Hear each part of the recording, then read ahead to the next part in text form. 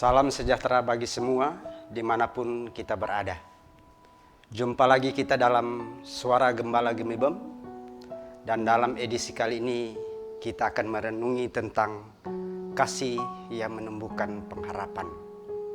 Dalam nats pembacaan Ratapan 3 ayat 22 sampai 23. Tak berkesudahan kasih setia Tuhan, tak habis-habisnya rahmat-Nya, selalu baru tiap pagi, besar kesetiaan.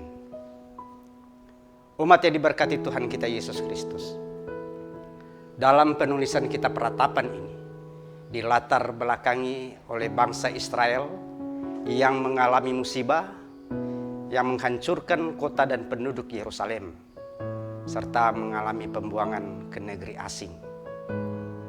Dan Nabi Yeremia bukan saja sebagai penulis kitab Ratapan, tetapi juga melihat dan mengalami sendiri peristiwa jatuhnya kota Yerusalem.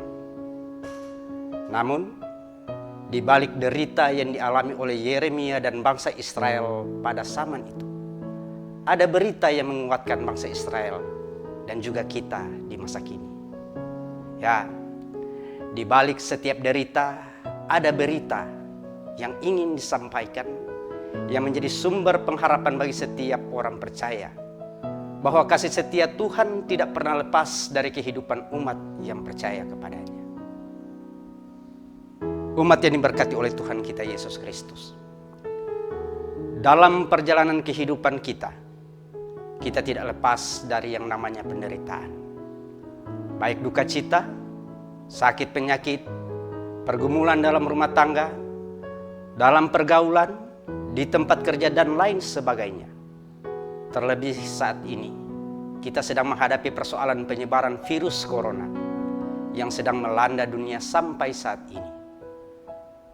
Tetapi dalam ratap dan gumul kita, mari kita melihat kepada Yeremia yang dalam ratapnya memproklamasikan harapan dalam situasi duka yang dalam. Harapan yang dikumandangkan oleh Yeremia bukanlah sebuah utopia, bukan sebuah hayalan halusinasi, dan juga bukan fata morgana. Yeremia meyakinkan dalam ratapannya yang mengatakan, tak berkesudahan kasih setia Tuhan, tak habis-habisnya rahmat-Nya, selalu baru tiap pagi. Yeremia mengingatkan kembali pribadi Tuhan dalam duka umat yang sedang berduka.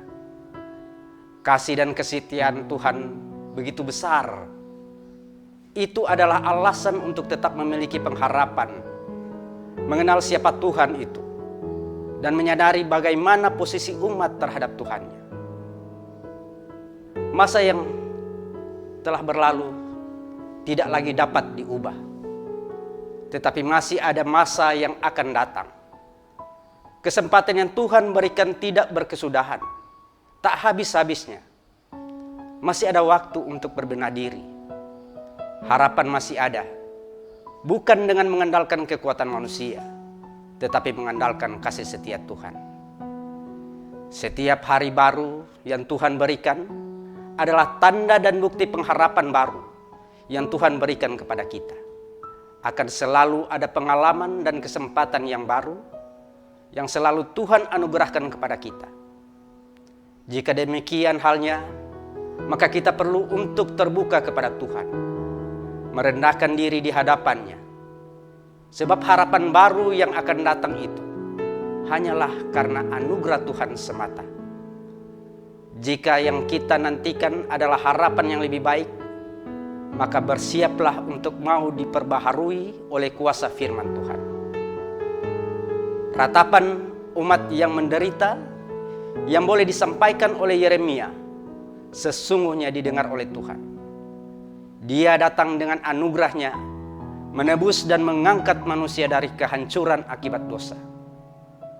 Kristus sudah datang ke dunia untuk menyelamatkan manusia dari ratapan yang menyedihkan akibat dari dosa. Tuhan mau cabut kuasa dosa itu supaya manusia dapat bangkit dari keterpurukan. Kristus adalah harapan hidup setiap orang percaya. Dia yang telah memberikan dirinya untuk keselamatan, kesembuhan dan kekuatan manusia. demikianlah kita dapat memahami kasih setia Tuhan yang besar dan agung. Harapan kehidupan itu hanyalah Kristus Yesus, yang olehnya kita beroleh keselamatan dan hidup. Setiap yang telah menerima Kristus, menerima pengampunan dosa darinya, kasih setia Tuhan akan selalu baru setiap pagi. Inilah berita dalam derita, bahwa kasih Allah menumbuhkan pengharapan akan kehidupan dan keselamatan. Amin.